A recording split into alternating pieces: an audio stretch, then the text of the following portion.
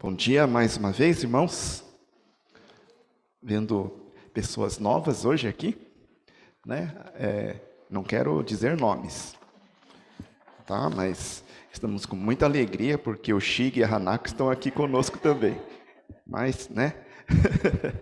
Uma grande alegria. Nós estamos meditando sobre novos tempos e antigos desafios. E como é que está o nosso check-up espiritual, né? Será que os irmãos estão fazendo um check-up espiritual, né? Sabe por quê?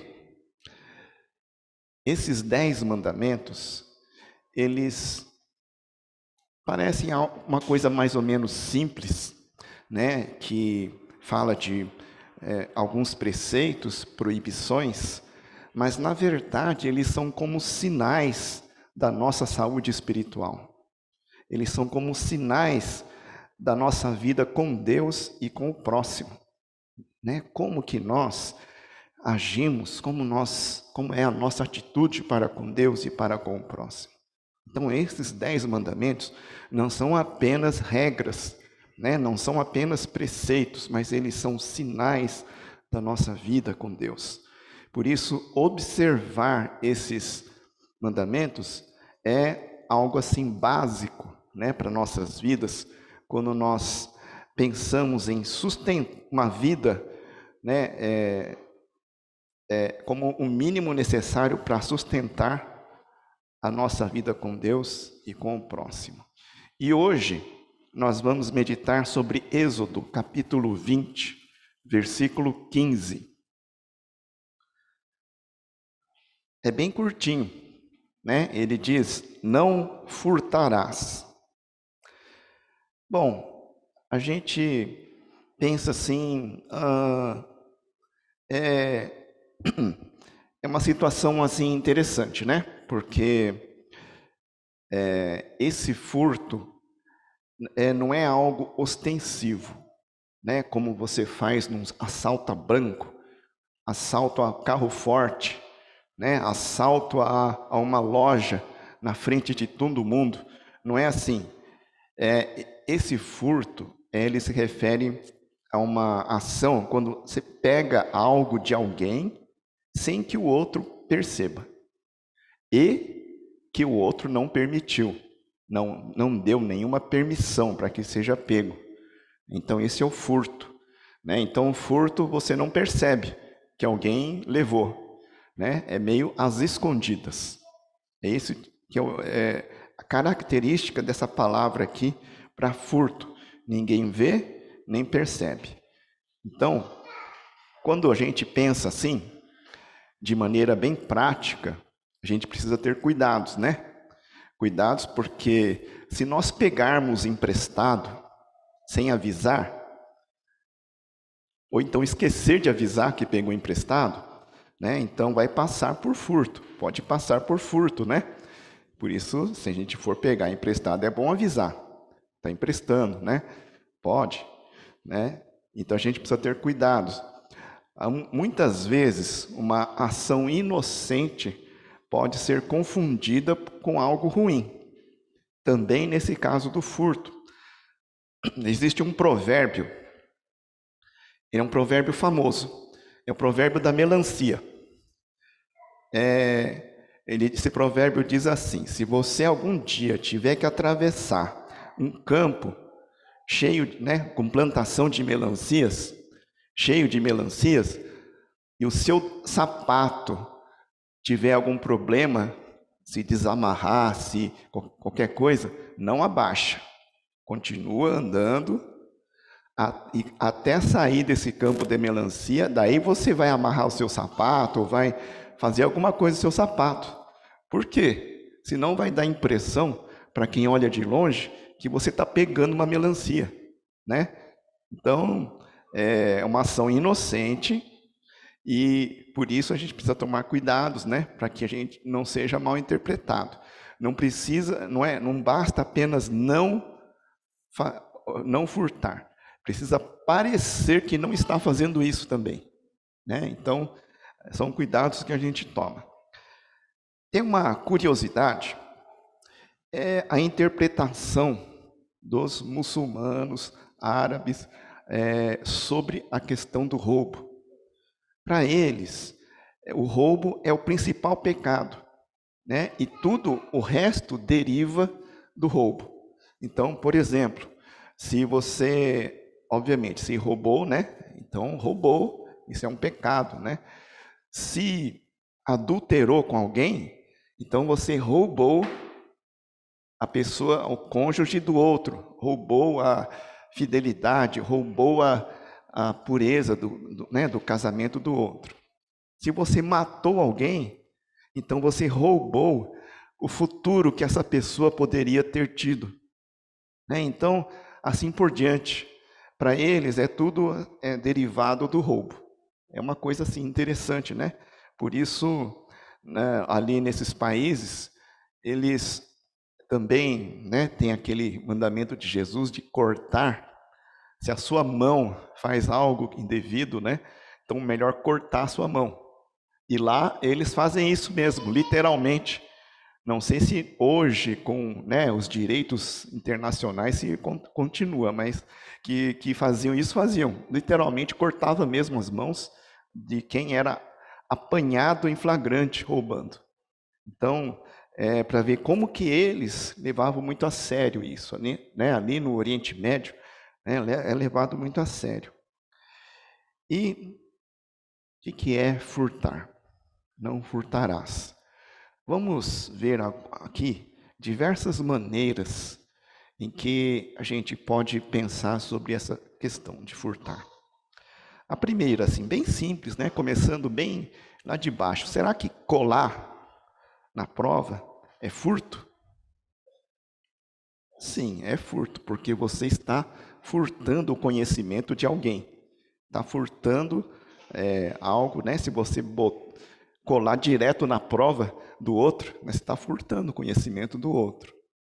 Além, né, também do problema da desonestidade, né? Não é para pesquisar em algum lugar no momento da prova. Você tem que fazer a prova, né, baseado naquilo que você estudou.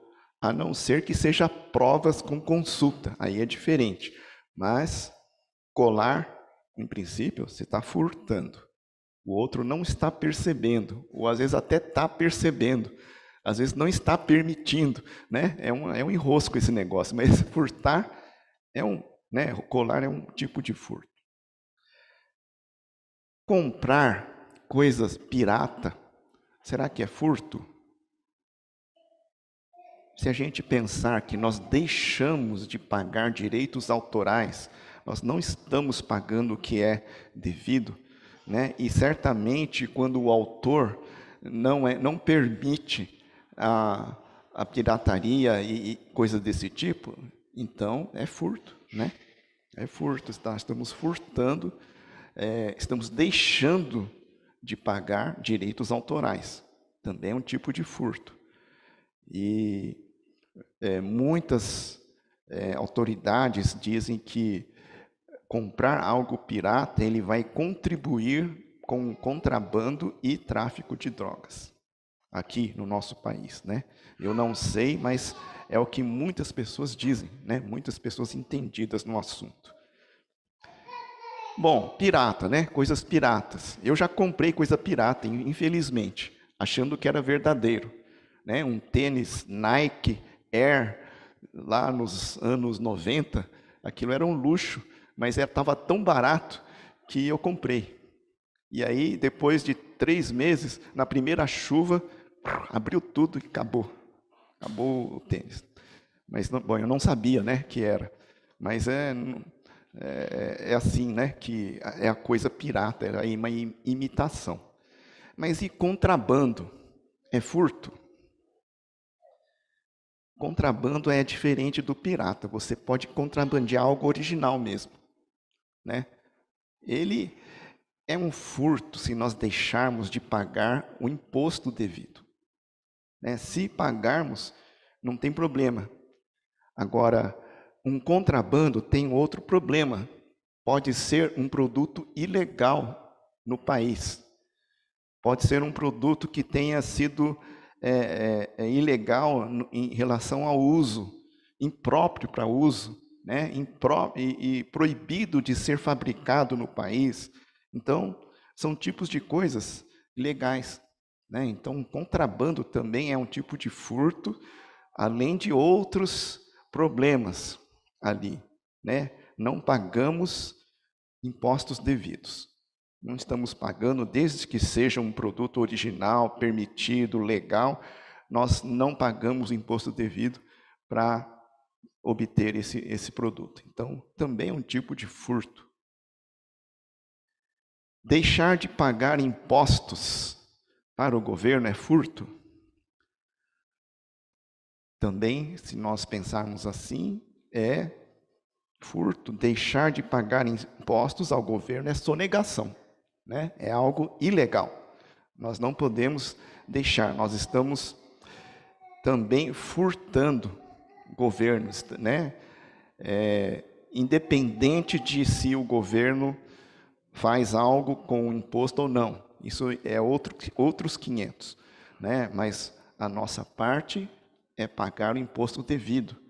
Se não estamos pagando, então estamos também cometendo uma espécie de furto. Em Romanos, capítulo 13, diz assim: deem a cada um o que lhe é devido.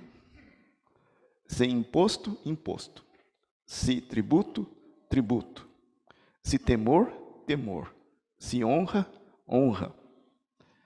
Ele fala aqui sobre a questão de, mesmo ao imperador, né? Naquele tempo, imperador romano, os cristãos tinham muitas dúvidas. Será que nós devemos pagar tributo ao imperador? Devemos pagar imposto a Roma? Isso não seria uma espécie de contribuição para sei lá o quê, né? Outras coisas ruins? Mas não. A quem imposto, imposto.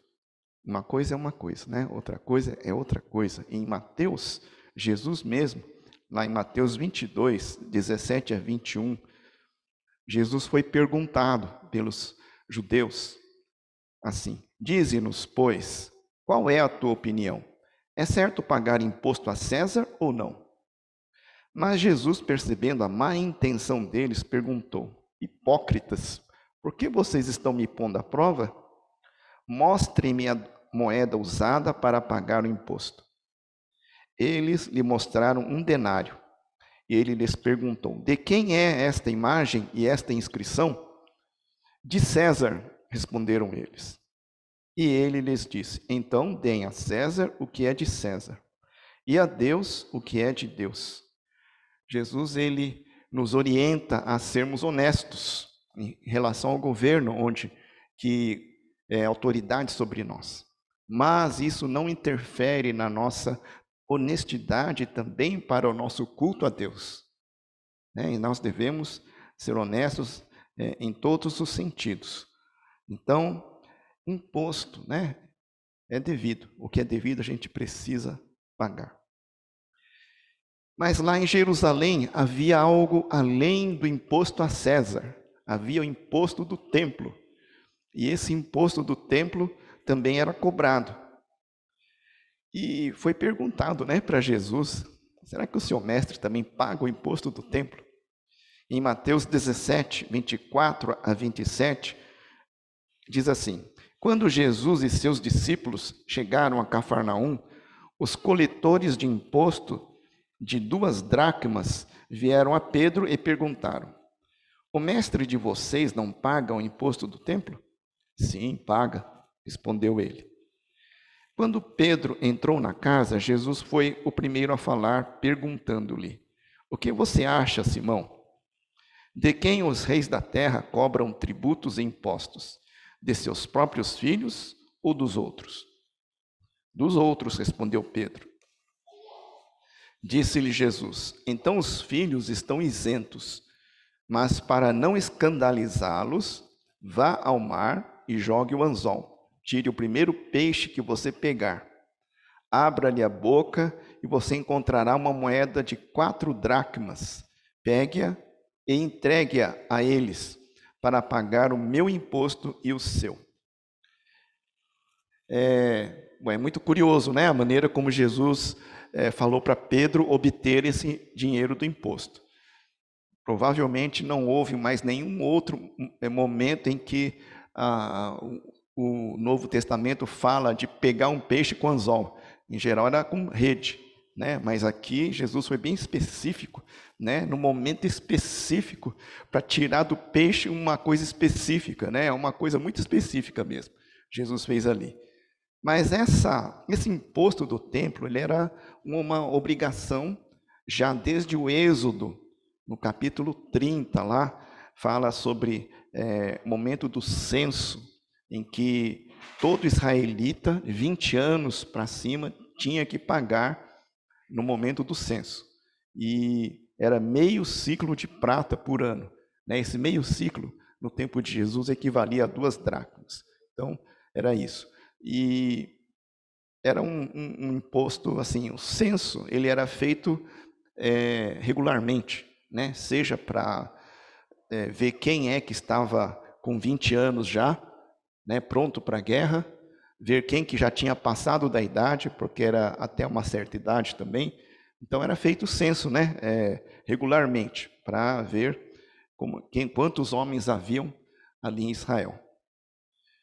Muito bem, a gente sai do imposto. E vamos falar ali sobre dízimo. Será que deixar de pagar o dízimo é furto? Vamos ver lá em Malaquias capítulo 3, versículo 8 a 10. Pode um homem roubar a Deus, roubar de Deus? Contudo, vocês estão me roubando e ainda perguntam: como é que te roubamos? Nos dízimos e nas ofertas. Vocês estão debaixo de grande maldição, porque estão me roubando. A nação toda está me roubando. Tragam o dízimo todo ao depósito do templo, para que haja alimento em minha casa. Ponham-me à prova, diz o Senhor dos Exércitos, e vejam se não vou abrir as comportas dos céus e derramar sobre vocês tantas bênçãos que nem terão onde guardá-las. A gente já meditou sobre o dízimo, momento, né, em outros tempos. Naquele tempo, a partir de Números, né, Levítico e Números, eles falam sobre o dízimo e sobre ofertas obrigatórias. Aquelas ofertas cerimoniais, ofertas pelo pecado, ofertas pela culpa, né? Então eram todas obrigatórias. Então, aqui ele diz assim, dízimos e ofertas. O dízimo era um tipo de oferta, né? Era a 10ª parte da renda, a 10ª parte da colheita, a 10ª parte dos bezerros que nasceram, né? Então era esse tipo de coisa, os dízimos. A oferta, então, era esse tipo de oferta, né? Pela culpa, pelo pecado, oferta pela colheita e outros tipos de coisas assim. Então ele diz os dízimos e ofertas. Mas nós hoje não damos mais essa oferta pelo pecado, nem oferta pela culpa, tal, porque Jesus já pagou por isso. Jesus já pagou tudo o que era devido pelo pecado, pela oferta.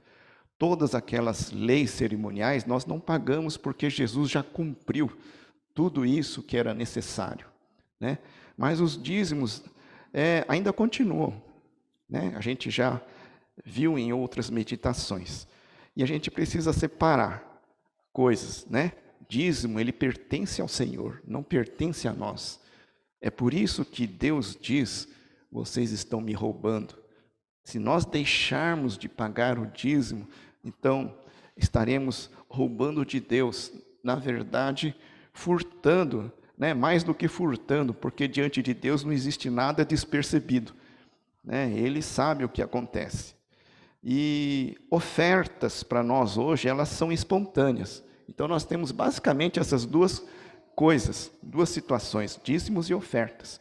Dízimo é algo que pertence a Deus, continua pertencendo a Deus, e ofertas é aquilo que nós damos espontaneamente.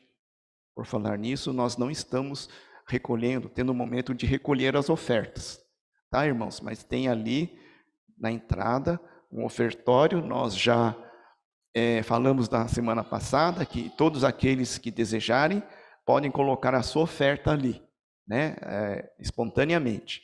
A cada domingo, aquilo lá, né, vamos colocar num saco plástico, lacrar, deixar datado, né, depois à disposição do tesoureiro. Mas fica se os irmãos quiserem, tá? Muito bem.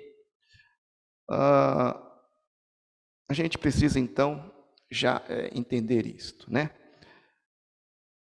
Uma outra coisa. Será que cobrar a mais é furto?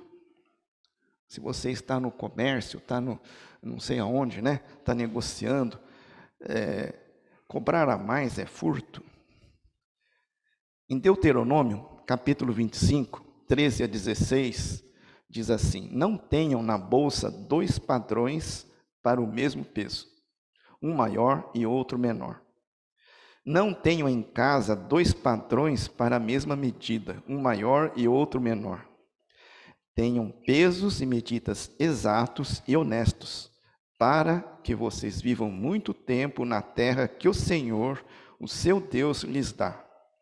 Pois o seu Deus detesta quem faz estas coisas, quem negocia desonestamente.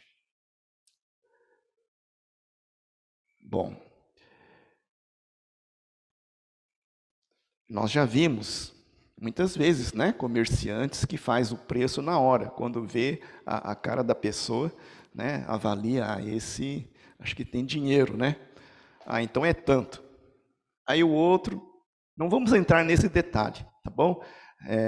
O vendedor faz o preço, né? Vamos dizer que o preço é tanto e quando a pessoa é mais pobre ele abaixa, né? Não vamos dizer que o preço é esse e quando vier mais rico ele aumenta. Não vamos nem entrar nesse assunto. Embora isso esteja, né, se rigorosamente falando, vamos dizer de vários pesos e várias medidas aqui, certo? Agora,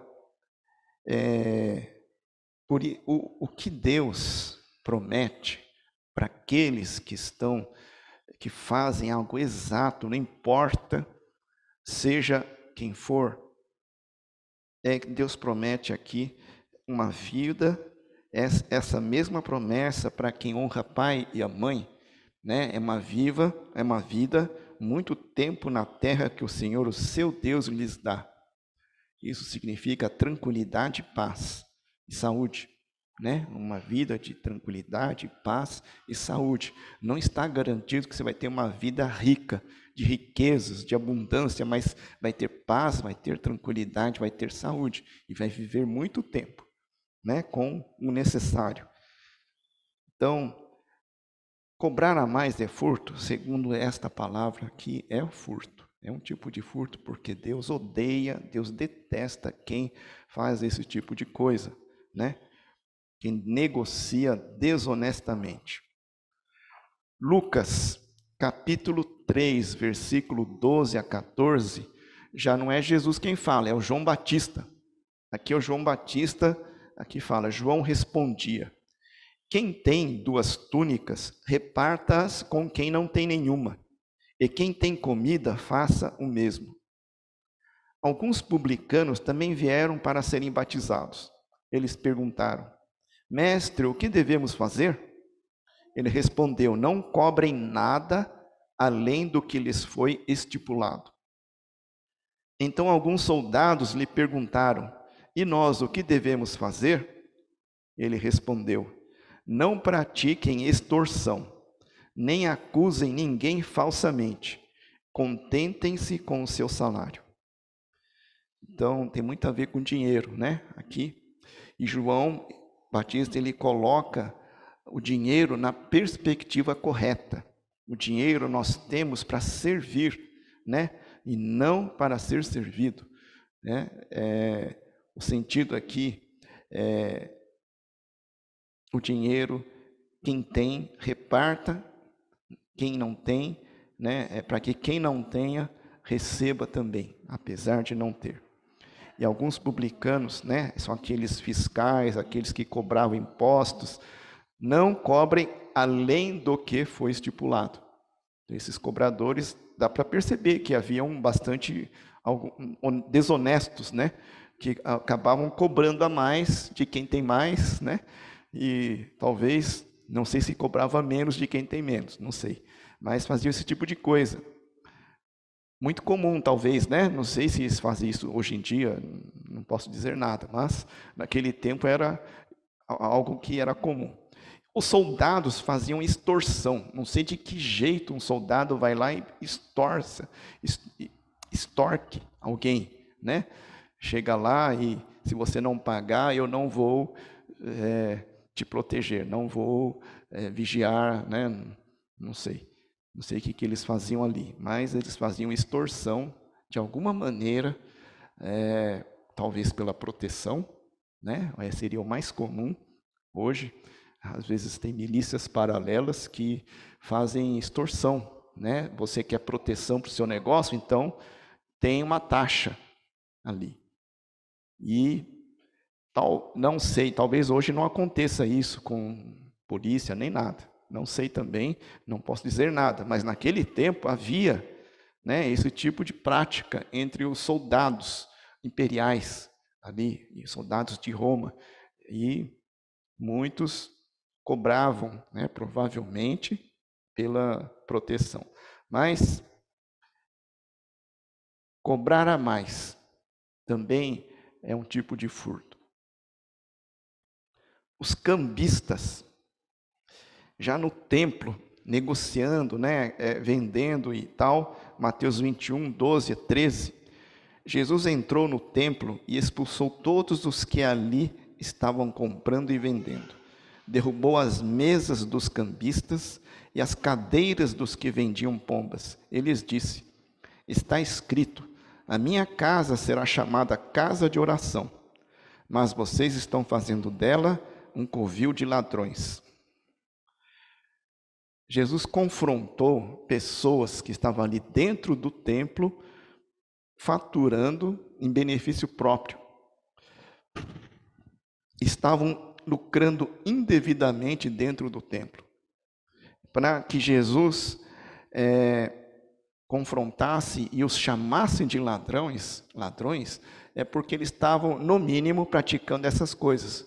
Vários pesos, várias medidas, e outras coisas, né? Lucros indevidos, conforme a pessoa que vinha, e eles obtinham um benefício próprio ali. Então, nesse sentido, Jesus estava repreendendo aquelas pessoas que, ao invés de servir ao próximo, ali dentro do templo, eles estavam servindo a si mesmos, né? Sob a cena de facilitar a vida dos outros, né? Porque tinha isso, quem vinha de muito longe, vendia o seu animal ou alguma coisa, pegava o dinheiro e, quando chegava em Jerusalém, eles compravam um animal para ser oferecido em sacrifício, né? Então, esses cambistas faziam esse tipo de coisa. Muitas vezes vendiam, e outras vezes eles trocavam as moedas também, né? Esses cambistas trocavam as moedas e, nessa troca, lucravam também o seu dinheirinho ali. Muito bem. Aceitar suborno é furto? Podemos considerar que também é furto, porque suborno é algo meio às escondidas, né? É o dinheiro que é de alguém para fazer algo desonesto, algo ilegal. Por exemplo, fechar os olhos para algum tipo de injustiça, fechar os olhos para algum tipo de tramóia, para algum tipo de coisa errada, né? Por exemplo. Outro exemplo é apressar a sua questão, né? Está lá, vai demorar, você vai lá, apressa, paga o dinheiro e apressa, e passa na frente de quem já está na fila há algum tempo. Então, existem subornos, né? Provérbios 15, 27, diz assim: Quem é ávido por lucro desonesto, arruína a sua casa, mas o que odeia o suborno, esse viverá. Então, esse suborno, ele está sendo comparado aqui com lucro desonesto. É alguém que tem um desejo ávido pelo lucro pessoal, né? O suborno geralmente é uma coisa pessoal. Alguém recebe um dinheiro para fazer alguma coisa ilegal. E suborno, né? Aquele, né? A gente fala, vai adoçar a mão do não sei quem, vai azeitar né, a mão de não sei mais quem, vai presentear, né? Aqui na Bíblia, algumas traduções falam de presentear, né? Quem aceita esse presente, né? Também tido como suborno. Mas o que está por trás disso é o problema do desejo ávido de lucro pessoal, né? Aceitam o suborno. E existem inúmeros textos bíblicos que falam o que é o problema do suborno. Ele cega até os justos, né? Ele endurece o coração até mesmo daqueles que são honestos. Suborno é uma coisa muito ruim. Bom, as pessoas lá em Israel, eles não tinham muito problema com o roubo ostensivo. Como nós já vimos, né, muitos deles, essa prática, na verdade, milenar de cortar a mão ali no Oriente Médio era uma realidade. Então, eles não tinham muito problema em relação a alguém que roubasse ostensivamente. Mas, por outro lado, tinham esse problema de alguém que furtava escondido. Isso tinha bastante. Né? Então, não era assim, de tal maneira que não iam ser pegos, né? Em flagrante. Então, faziam esse tipo de coisa.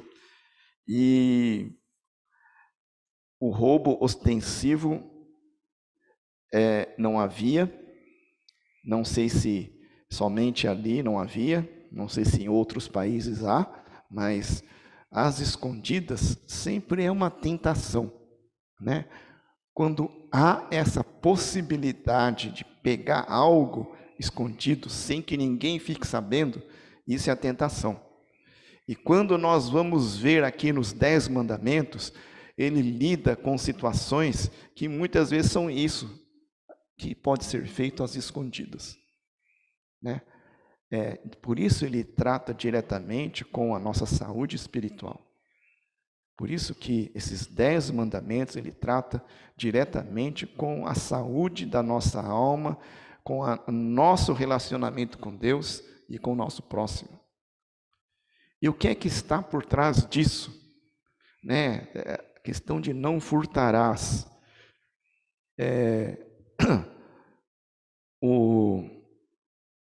Os 10 mandamentos que Deus nos concedeu, ele não tem essa mesma visão que ali o Oriente Médio, que o roubo é o principal pecado e o resto deriva daquilo. Não é isso. Cada pecado é o seu pecado, né? É um pecado próprio. Então, o furto é um desses pecados. E o que está por trás disso? Jesus, ele nos fala que onde está o nosso tesouro, aí estará o nosso coração, né? Então, aí está o motivo de muitas vezes nós termos problemas, né, em relação a furto, ou seja, onde está o nosso bem supremo, aquilo que nós consideramos o mais valioso para nós, aí estará o nosso coração. Jesus quer o que será que Jesus quer que esteja em nosso coração, né? Seja o que for que nós considerarmos muito importante, isso vai dominar o nosso coração e vai dominar a nossa visão de mundo também, né? Por isso a gente precisa todo esse cuidado em relação ao que está em nosso coração. E a decisão, né, o convertido a Deus ou ao dinheiro. Jesus chega, você não pode servir 2 senhores, né? Não pode servir a Deus e a Mamon. Esse Mamon, Jesus coloca como um poder maligno ali, e na verdade, falando sobre as riquezas. Então, se perceber que o coração está entre um e outro, né? Isso está lá em Mateus capítulo 6. Se estiver entre um e outro, para com uma mão, deixa lá e vai, né, seguir a Deus. E em Mateus 6, 19 a 21, Jesus diz assim: não acumulem para vocês tesouros na terra, onde a traça e a ferrugem destroem, e onde os ladrões arrombam e furtam. Mas acumulem para vocês tesouros no céu, onde a traça e a ferrugem não destroem, e onde os ladrões não arrombam nem furtam. Pois onde estiver o seu tesouro, aí também estará o seu coração. O que está por trás da nossa relação, né, com aquilo que é importante para nós é onde está o nosso tesouro, o que é importante para nós. E, de fato, o dinheiro é algo que tenta, na verdade, né, todos nós, uns mais talvez do que outros. E 1 Timóteo, já é Paulo falando, 1 Timóteo 6, 6 a 8. De fato, a piedade com contentamento é grande fonte de lucro, pois nada trouxemos para este mundo e dele nada podemos levar. Por isso, tendo o que comer e com o que vestir-nos, estejamos com isso satisfeitos. Os que querem ficar ricos caem em tentação, em armadilhas e em muitos desejos descontrolados e nocivos, que levam os homens a mergulharem na ruína e na destruição. Pois o amor ao dinheiro é a raiz de todos os males. Algumas pessoas, por cobiçarem o dinheiro, desviaram-se da fé e se atormentaram a si mesmas com muitos sofrimentos. Jesus, ele não está dizendo aqui que o dinheiro é o nosso inimigo. Ele não está dizendo que se tornar rico é um pecado. Não está dizendo que ser rico é estar em uma vida de pecado. Não é isso. Jesus está dizendo que aqueles que colocam no seu coração o desejo supremo de ficar rico, podem cair em muitas armadilhas, né? Podem cair em muitos problemas e acabar até se afastando da fé. É isso que Jesus está dizendo. E por isso Jesus está dizendo aqui que o dinheiro é nosso inimigo, mas ele está exortando que o dinheiro pode se tornar muito amigo. Esse é o problema, né? O dinheiro virar mais amigo do que o próprio Deus. Então, com isso, se virar um amigo demais, acaba se tornando um problema, pode acabar se tornando uma armadilha para as nossas almas. Por isso mesmo é que Jesus nos aconselha um desapego, né, do dinheiro e dos bens materiais. Por isso também que Jesus nos diz que o nosso tesouro, o nosso bem supremo, pelo qual a nossa vida é governada, que sejam os tesouros celestiais.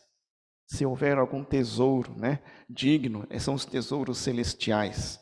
Ele, nesse momento, nesta vida, nesta terra, esses tesouros celestiais são invisíveis, né, e elas são intangíveis também, são celestiais, mas, na verdade, na realidade, eles vão ser muito mais reais, né, muito mais duradouros do que os nossos bens materiais, do que os nossos tesouros terrenos. E que tesouros celestiais são esses? Né? O maior tesouro nosso é a vida eterna com Deus. Esse é o nosso maior tesouro, pelo qual a nossa vida deve se dirigir, né? A nossa vida eterna com Deus. Mas nós temos outras ações que vão nos trazer tesouros no céu, né? Então Jesus, depois ele fala de várias ações, né? que nos trazem galardões, né, ali. Não que a gente deva fazer algo somente para receber galardão, não é isso. Mas sabendo que ao fazer isso, nós vamos receber um reconhecimento, temos o reconhecimento de Deus. Muitas vezes não temos reconhecimento neste mundo, nem vamos ficar ricos, né, com isso. Por exemplo, Jesus nos fala de visitar os doentes, visitar os presos, fala de ajudar os necessitados, fala de servir a Deus com alegria, de frutificar para o Senhor. Jesus nos fala sobre pregar o Evangelho, sobre sofrer por amor a Cristo, assim por diante. Não são coisas que vai trazer dinheiro para ninguém, mas são coisas que vão produzir tesouros no céu. Não que nós tenhamos que ficar pensando em tesouros no céu, né? Não é esse o sentido. Embora Jesus tenha dito aqui, né, acumulem para vocês tesouros no céu, onde traças e ladrões não arrombam, né? Traças e a ferrugem não destroem, e onde ladrões não arrombam nem furtam. Jesus está dizendo isso, é o que acontece, é o que realmente Deus vai prover. Mas não precisa ser o nosso objetivo. Hoje eu vou pregar evangelho porque vou ganhar mais uma medalha. Não é isso, né? Não é isso, para a gente fazer isso. Nós sabemos que isso acontecerá, né? Quando nós fazemos, especialmente com alegria, não por obrigação, né? Mas por amor ao nosso Deus. Aliás, em João, nas nossas reuniões de oração, estamos meditando sobre o Evangelho de João. Estamos lá numa parte, João 14, João 15, que fala sobre a obediência a Jesus, não por obrigação, mas por amor a Ele, né? Quem ama, obedece. Não porque é obrigado a obedecer, mas porque ama, né? Então, esse é o principal, o importante. Nós fazermos é por amor a Deus. Não porque somos obrigados, não porque vamos ter benefícios, né? Sejam benefícios espirituais, benefícios celestiais, mas porque nós amamos a Deus. É esse o sentido. Para a gente concluir, a nossa vida financeira, nossa vida moral, ela fica corretamente equilibrada quando nós temos a perspectiva correta, né? Quando Jesus é o centro da nossa vida. Então, a nossa vida financeira fica equilibrada, né? A nossa vida moral fica equilibrada. E a nossa relação com o dinheiro e os bens materiais também ficam equilibrados. E por isso, Jesus nos ordena a buscar prioritariamente as coisas do alto, né? No sentido de focar o nosso alvo no céu, nosso alvo final no céu e não aqui na terra. E então fica aquela pergunta para nós: onde está focada a sua vida, né? Será que como é a nossa relação com o dinheiro? Como é a nossa relação com os bens materiais?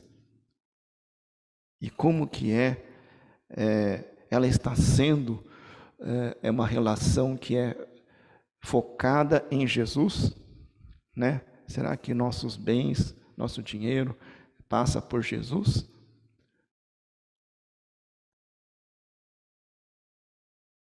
O que é que domina a nossa maneira de enxergar este mundo? O que é que faz, né?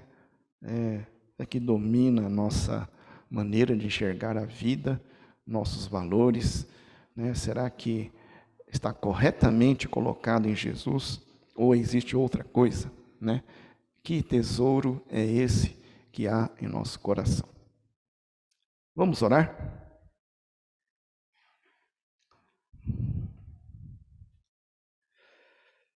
Senhor nosso Deus e Pai Celestial, nós queremos, Senhor, reconhecer, ó Deus, sempre como a nossa natureza humana, ela é tão frágil, é tão sensível, muitas vezes é capaz de ir atrás de coisas que não te agradam. E, ó Deus, hoje, Senhor, nós estamos vendo sobre essa questão do dinheiro, essa questão de, muitas vezes, querer mais do que é o necessário, querer mais do que é o devido, e às vezes por meios ilícitos. Ó Deus, nós queremos pedir que o Senhor nos livre de cair nessa tentação. Nos livre, ó Deus, de pecar contra o Senhor, contra o nosso próximo, em termos de furto. Deus, queremos pedir que o Senhor esteja colocando em nossos corações, ó Deus, o tesouro que o Senhor deseja em nossas vidas. O Senhor diz, olha os tesouros no céu, que sejam esses, ó Deus, aqueles que estejam em nossas vidas. Ó Deus, quero pedir que o Senhor esteja nos conduzindo a cada um de nós, ó Deus, possa continuamente fazer avaliação da sua própria vida, diante do Senhor, diante do nosso próximo, através desses 10 mandamentos que o Senhor deixa para nós possamos fazer essa avaliação. Como está a nossa vida com Deus, a vida com o nosso próximo? Ajuda-nos, ó Deus. Nós queremos entregar nas tuas mãos tudo isso, em nome de Jesus. Amém.